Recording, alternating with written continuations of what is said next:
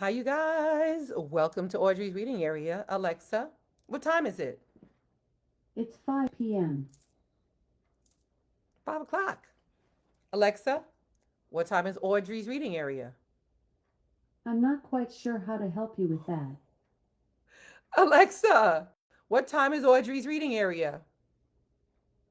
Audrey reads in her area live at 5, and please subscribe. Oh, she reads. Yeah. She be off sometimes. This is an off day, I guess. Live, Live, at 5. That's Live, live at 5. And won't you subscribe? First, click like and share my videos. Then go to YouTube, look for Audrey's Reading Area, and absolutely smash that subscribe button. All right, you guys. So today is Wednesday. Yes, wonderful Wednesday, multicultural Wednesday. So I try to read books from different cultures and stuff, and I have a interesting one. Mai and Cousin Horned Toad. It's a traditional Navajo story. So sorry, I don't have a horned toad, but I have this little fill-in frog. I'm just saying. Just saying.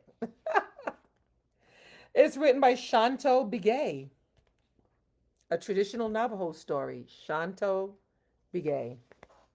Or Begay. Begay. Begay. Okay, just gonna jump right in. Some really nice illustrations. I'm just gonna guess that the writer is also the illustrator of this book. Mm-hmm. Right? So looky here. Up on the mountainside, where the air smells like cedar and pine, Mai paused and looked back into the sagebrush covered valley. Beautiful. He was glad to be away from there. Sagebrush made his nose itch. He had been trotting along all morning. The sun was now directly over his head. He was hungry. Mai was always hungry.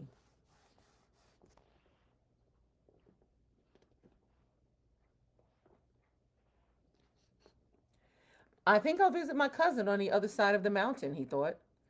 I know he'll feed me good. As he ran, his stomach growled. He liked his stomach full, not noisy.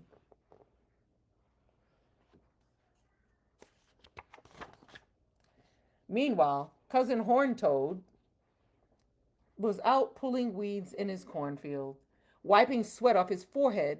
He sang while he worked. Now, I don't know this song, so I'm just going to read it, not sing it. Working every day in my cornfield, tending it with care, praying every day in my cornfield that rain will fill the air.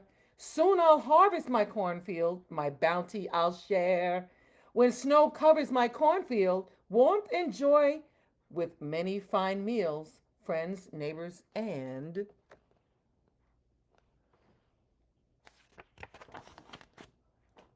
oh, didn't finish, right? Friends, neighbors, and hey, cousin, Horned Toad's song was interrupted as Mai came crashing through the cornfield. I haven't seen you in a long while, he exclaimed as he shook Horned Toad's entire body in a rough coyote style handshake. Then Mai noticed the tall corn stalks. He could almost taste those plump, juicy young ears of corn. Welcome to my Horned Toad started to say, but Mai rudely interrupted him again, begging Horned Toad to share his corn with his poor, hungry, long lost cousin. Horned Toad knew he had work to do. But being the nice fellow he was, he scampered off into the cornfield, and back he came with a sack full of corn.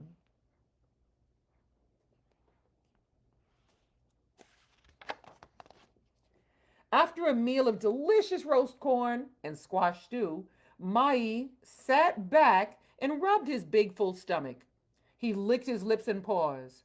My, that was a good appetizer, he said. And if you wouldn't mind, my dear cousin, I am ready for the main course. Horned Toad was mad. He'd worked hard to grow all this food. But being the nice fellow he was, he just scampered back into the cornfield once again and returned a short while later with another sackful of corn. As soon as the ears of corn were roasted, Mai gobbled them down with so much as a thank you. Without so much as a thank you.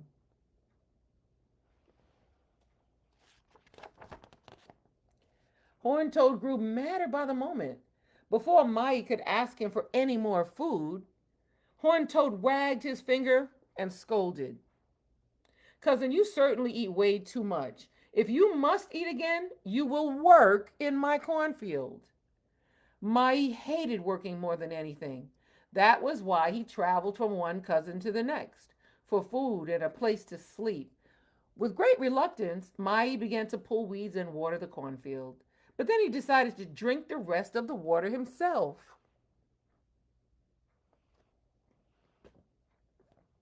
I'm just saying. After Horned Toad was out of sight, wow, Mai lay down in the shade of a big cornstalk. He thought how wonderful it would be to own a farm like this. Why? He wouldn't have to travel. He would just sit there in the brush hut and roast corn all day long. As he thought, he sang a soft song. Hey na ya ho ye, hey na ya ho ye. I've been blessed with a cornfield this day. I stopped my running and begging this day. Mother Earth has provided me with endless food this day. For I am the child of Yea. Hey na ya ho ye, hey na ya ho ye. Sweet smell of roast corn will fill the air and carry my prayer to Father Son above to bless me some more, for I am the child of Yea. Hey na ya ho ye. I hope I didn't ruin this song from how it's supposed to sound. I hope you guys are here just listening to me, right? And just going with it. As he sang, he schemed of a way to trick his cousin out of his farm. Mai had lots of tricks that he had learned on his journeys. So he decided to fake a pain in his mouth. Help, cousin, screamed Mai. Wow, ooh, wee, ooh, ooh. He's faking a pain in his mouth. Let's see what happens. Horned Toad dropped what he was doing and came running. What has happened, cousin? He asked. I have a piece of hard corn stuck between my teeth, Mai moaned. Way back there, and I can't get to it. If only you could just climb into my mouth, perhaps you could wiggle it free and save me from this terrible pain. Ow, wow, ooh. Well, Horned Toad didn't really want to climb into Mai's mouth. But being the nice fellow he was, he climbed all the way inside anyway. Snap. Mai's mouth closed tight, and just as fast, he swallowed his small cousin. Then Mai looked around at Horned Toad's farm. It was all his. Look at that. In his mouth. Swallowed him and looked around. He swallowed his cousin. That afternoon, Mai had another big meal of roast corn and squash stew. Then he fell asleep with a big grin on his face. But his sleep was brief. Shil na ash, a strange faraway voice awakened Mai. He rubbed his eyes and looked about. Sounds like someone is saying, my cousin, he said to himself. It is probably just a dream. It happens like that sometimes after a big meal.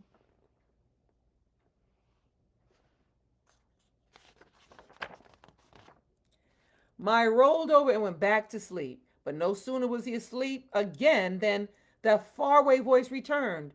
Shil na aish. This time, Mai jumped up and raced around the brush hut. Show yourself. Who is it? He yelled. Mai was a superstitious fellow. He didn't like to be frightened, but now he was sure that Cousin Horned Toad's spirit had come to haunt him. Yee-yah.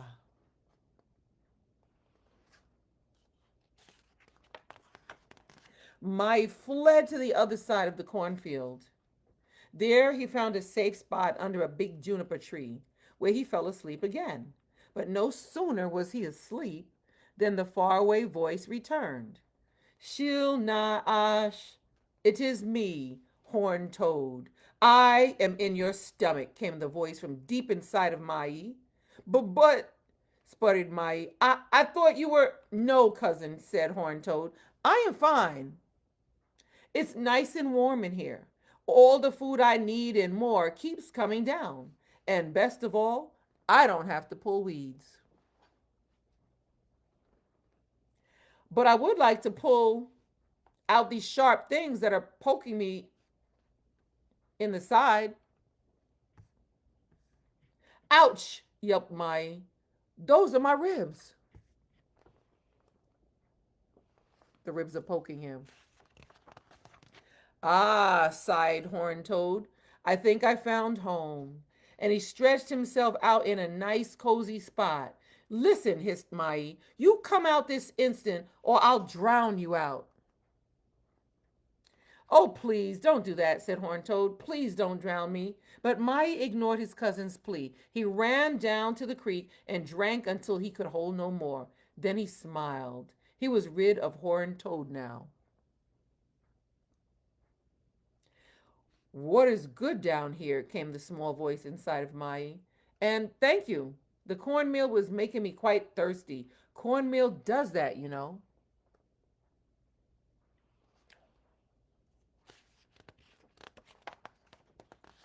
Mai was getting mad. Come out right now, or I will burn you out, he growled. But Horned Toad just yawned and gave up this good life. He said, and give up this good life in here? Oh, no, not me. Now Mai was so mad, he ran to the fire and stood over it with all four legs spread apart. The flames licked his stomach and scorched his hair and skin. Ow, ow, ouch, Mai yelped. Many thanks, cousin, Horned Toad called out. Now I have a nice warm bath and hot cornmeal. Mai was the maddest yet. Come out here right now or I will crush you, screamed Mai as he ran towards the edge of the canyon. Just as he was about to jump, he realized that this may not be a good idea. May not be a good idea. Listen, cousin, Mai pleaded. Come out now and we will settle this together. But I'm so comfortable in here, Horned Toad insisted. I don't think I shall ever leave. Dear cousin, please, if you come out right now, you can have your farm back. I will leave at once and never bother you again. I would rather go exploring. After all, this is my new home, said Horned Toad. Horned Toad's skin was too rough for Mai's delicate insides. He swam through the tunnels and strange spaces inside of Mai until he came up upon Mai's big, fat, thumping heart. Mai screamed and begged for mercy.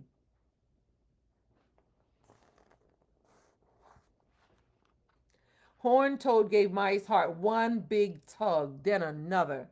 Mai yelped and fell to the ground. He had fainted from fright.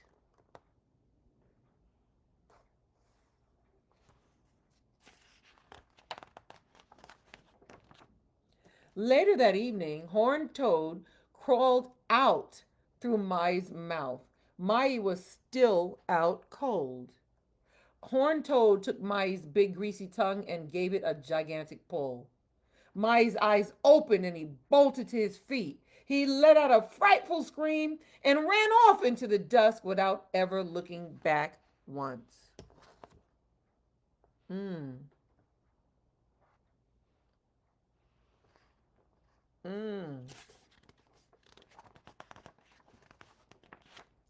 And even to this day, Mai leaves his cousin Horned Toad alone. And that is the end of this story. He leaves him alone. About the coyote and the horned toad. I got my little frog and my little um, husky there. They're filling in for these characters. Among the Navajo, Coyote has many names. In our stories of Coyote as trickster and mischief maker, we call him Mai. He also has many faces. In some of our stories, he is a hero. Sometimes he's a villain. In some stories, he is brave, and in others, he is cowardly. Mai Jodlushi, or Coyote out walking stories are teaching tales. These stories show us proper ways to conduct ourselves. They also explain natural phenomena, but they are always pure entertainment. Whenever we come up a horned toad, we gently place it over our heart and greet it. Ya ati shi che. Hello, my grandfather. We believe it gives strength of heart and mind. We never harm our grandfather. And here's a glossary of Navajo words. I don't want to mess them up, so I will put it here. You guys can pause and read. Pause and read. And it says, when Navajo is written, the words contain tone marks as they appear in the word column of the glossary. This is the word column. Let's see. We have, however, left the tone marks out of the text in the story to make reading easier for children. Mm-hmm. And that is the end. The end. Wow. And yes, it's a scholastic book. That was so cool. I hope you guys got the message in that story, because I know I did. There was a serious message in that story, and this was of the Navajo culture. Yeah, but everybody can understand the story and the message in that story. So thank you for being here. Shout out to my mom. Thanks for being here always, mom. Thanks for sharing my message, my videos, you guys. Thank you. All right. Let's do this. All right. And I'll see you again tomorrow. Live. Live. Live at 5 tomorrow. Here at Audrey's reading area.